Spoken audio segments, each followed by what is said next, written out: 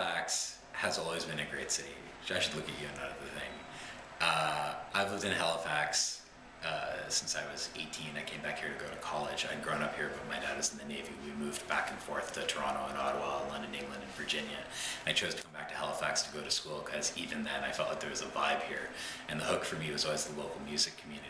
And in the 90s, the feeling for me always was, there's something about Halifax. It's not done. It's a work in progress. We're not where we want to be, but the potential was there for this to be this artistic and energetic and creative city on a global level, right? And part of that comes from the whole nonsense of the Halifax music explosion thing. And you know, but there was this feeling as you went from living in a city in the 80s with 2 or 3 restaurants downtown and 2 or 3 bars, and to suddenly you have this downtown culture, and you have bars and restaurants and art and music and recording studios and new theaters opening up. So it's not just Neptune, not that there's anything wrong with Neptune Theater, and all this great stuff's happening, this creative explosion. And it felt like the city was finally capitalizing on the intellectual and creative capital that we have because of NASCAT and Dahazi and St. Mary's and the Mount and all that, and that people were starting to stay, that it wasn't a place that you came just to be educated and enjoy yourself and drink a lot and go to the Palace dancing and then leave and go back to Toronto or move to Calgary. And so, you know, I think, you know, the strength for Halifax, the asset that we have is this tremendous educated, creative, forward-thinking population that whose potential, I think, you know, 20 years later is still not harnessed. And I think that why the city has this kind of malaise right now, and I think it does. I think if the city was a friend of yours, you'd say that we're depressed, right? The city is experiencing depression, and I think that's because people who see that creative potential, this amazing forward-thinking city, have been waiting for 20, 30 years for this to materialize, and it feels very much like 1 step forward, 2 steps back.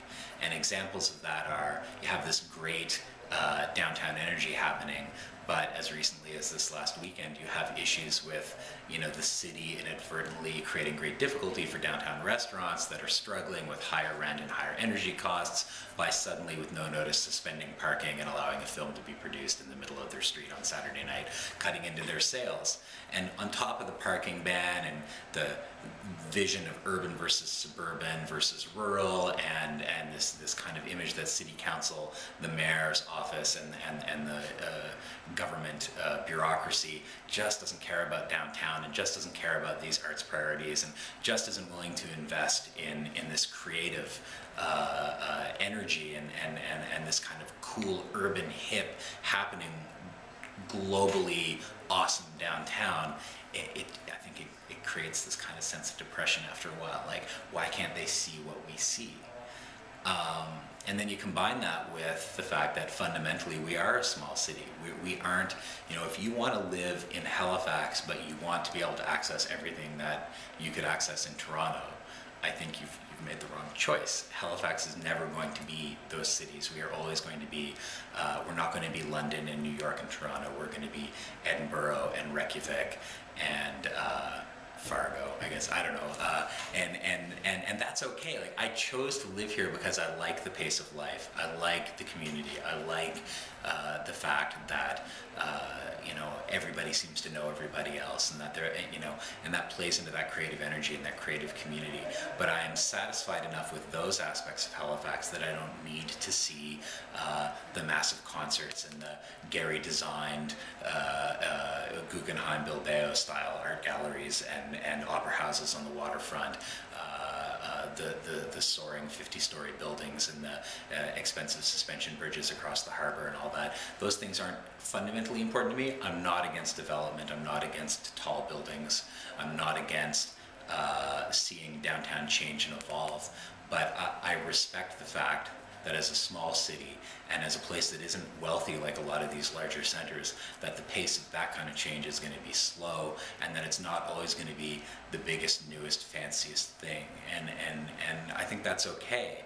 I'm a big believer in building one-room schoolhouses of clapboard and drywall. I'm not a big believer in building big glass cubes that have smart boards and video screens and all the latest fancy ergonomic stuff. I think that those basic, simple things that have historically always happened in Halifax and Nova Scotia can be good enough. I think that can be good enough, and I think it's interesting how Haligonians and Nova Scotians strive to change these kind of like fundamental tenets of our culture because we want to be more like everybody else.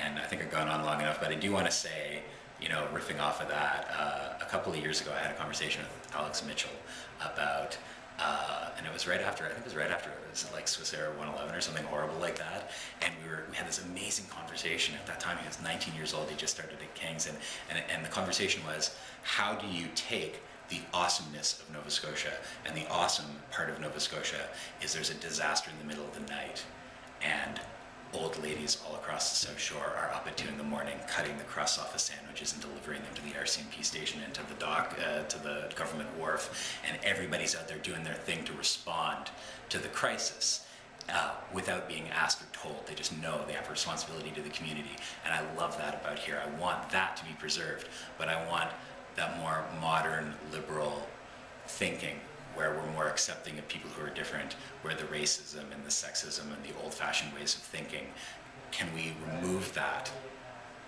undesirable part of our culture, but preserve this wonderful part of our culture that is what makes me want to live here and raise my children here.